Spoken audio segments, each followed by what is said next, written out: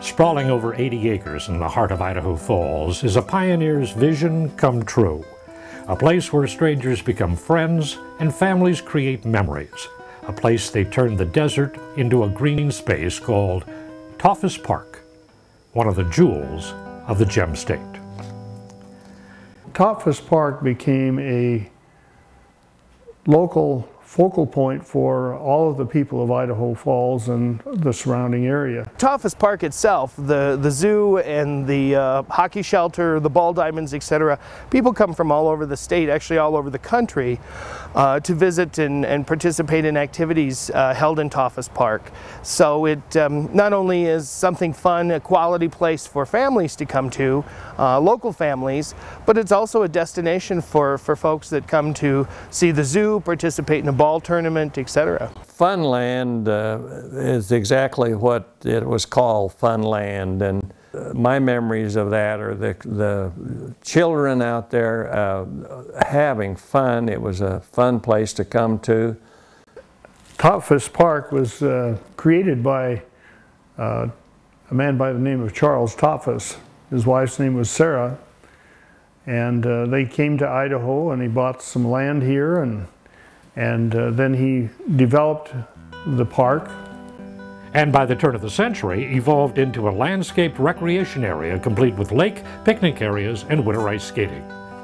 The transformation to its present-day size wasn't without problems, though. The park was sold, reclaimed, expanded, sold again, and its name went from Tautphaus Park to Reno Park to City Park. Finally, in 1935, the city of Idaho Falls acquired the land, which by this time had grown to 61 acres, bought additional property, and in 1943 officially renamed it in honor of the Tautphaus family.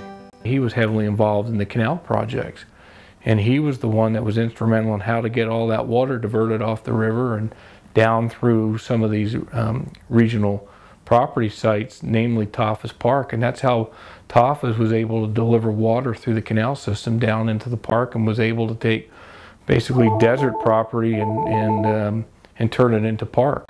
So Tautphaus Park became a local focal point for all of the people of Idaho Falls and the surrounding area. I remember it as a place that we always came for family picnics and always had our family get-togethers here as a young child. And as some people probably are aware that this was this had a huge grandstand, and there were not only a racetrack here, a horse racetrack, but had rodeo grounds down on the lower end, down where our park maintenance building is today, and what we refer to as Elk Field, which is our softball field. That's where the rodeo grounds were actually.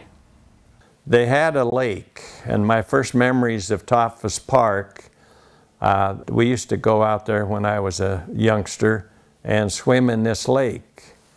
And the lake was quite large. It encompasses the area where they have the softball diamond down there. I used to play softball in Tautphaus Park.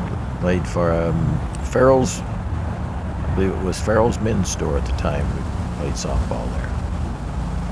So that was just right after we got married.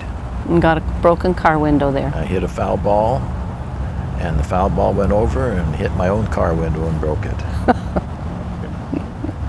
We had a reputation there as having the best hamburgers in Idaho Falls, and the softball players just loved our hamburgers. We sold more hamburgers over a weekend than anybody in Idaho Falls. I remember as a child there was a big field of weeds and things between us and Tautphaus Park at that time. The fountain was not there, so that was just weeds, and I remember putting our ice skates around our necks and wading through the fields and going down to the old log cabin that burned down, and we would go skating every night that we could there. You'll notice a lot of these log structures, the old bathhouse, the arcade, the caretaker's house, which is now the zoo office, primarily all of those facilities, and a couple of the shelter areas. You'll notice that some of the stonework and a lot of all the log structure was all done during the same era. it had something for every age. It had carnival for the kids, and finally evolved into a zoo for everybody. I purchased some seals, and we flew them in from San Diego and added 2 seals to the zoo exhibit there, and that was so successful. You couldn't even get into the Tautphaus Park. That was quite an attraction for the zoo. Our zoo is probably one of the crowning jewels that we have within Tautphaus that have gone through some dramatic changes. I remember hand feeding the bears. We don't do that anymore. We used to feed the monkeys, and I remember one day one of those monkeys got greedy and took my finger. And I didn't think he was ever going to let go of that thing.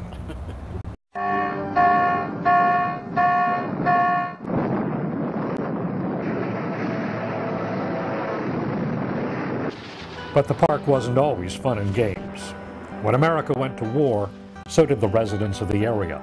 And as World War II ground on, the park's old rodeo grounds became the site of a prisoner of war camp for Germans and Italian soldiers. My mother used to say, now, don't go out when you hear the German soldiers.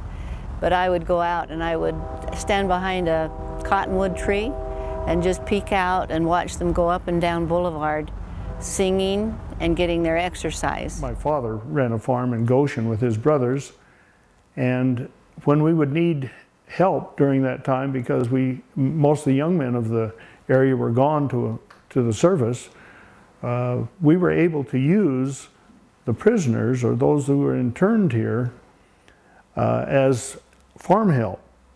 And so I would come with my mother to pick up these men, take them down, and they'd hoe beets and potatoes, top beets, pick potatoes, all of those things for us during the growing season. All I knew about the Germans were what I'd see on the matinees, you know, of the war. I thought they were very frightening. It was interesting to me because they didn't have a guard in every car, as I recall. And my mother was driving.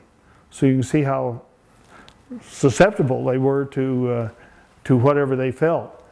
It was a good thing for the farmers around the area because they were able to use that help very effectively. When the war ended, the veterans came home and once again fell in love with the park.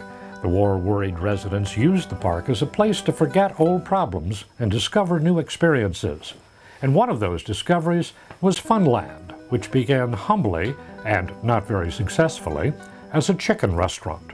They weren't doing very well, so they purchased this merry-go-round and put it out in front of the log hut. And then it still didn't go over very good, so they contacted Art Gardner at Liberty Park in Salt Lake, and he bought the corporation and contacted me and wanted me to manage it for him, which I did, and went on to buy it outright and owned it for 60 years. The merry-go-round was the first ride there, and when Art Gardner purchased it, why, we needed additional rides, so he purchased the octopus from the Utah State Fair and added it out there.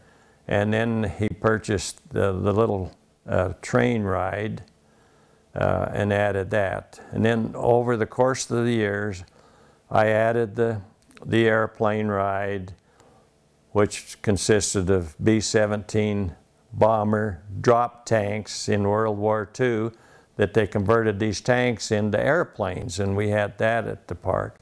Then the Ferris wheel was built right, I guess, just barely before World War II. And over the course of the years, I added a concession stand down at the softball diamond. We added a concession stand at the zoo, which was very successful.